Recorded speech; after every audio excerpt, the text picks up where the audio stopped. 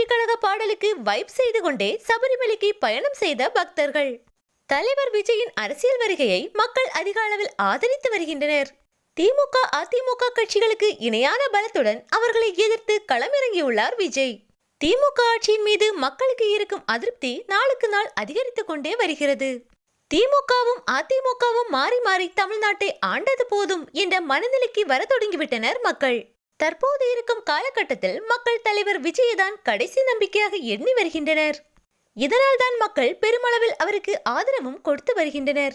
சாதி மத வேறுபாடுகளை கடந்து அனைத்து மதத்தவரும் அனைத்து சாதியினரும் தலைவர் விஜய்க்கு பக்கபலமாக இருந்து வருகின்றனர். தலைவர் விஜயின் தமிழக வெற்றி கழக கொள்கையும் இதுதான், பிறப்புக்கும் எல்லா உயிர்க்கும் என்பதே. 2026 தலைவர் விஜய் அவர்கள் முதலமைச்சராக வர வேண்டும் என தமிழக வெற்றி கழக தொண்டர்கள் பல வேண்டுதல்களை செய்து வருகின்றனர்.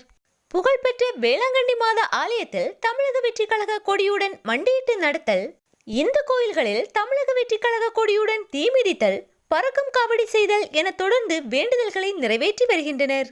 தற்போது 2026 தலைவர் விஜய் அவர்கள் முதலமைச்சராக வேண்டும் என்ற வேண்டுதலோடு சபரிமலைக்கு யாத்திரை செய்யும் தொண்டர்கள் தங்கள் வாகனங்களில் தமிழக வெற்றி கழக பாடலை ஒலிக்க செய்து வைப் செய்து கொண்டே பயணம் செய்யும் வீடியோ ஒன்று இணையதளத்தில் வெளியாகி வேகமாக பரவி வருகிறது.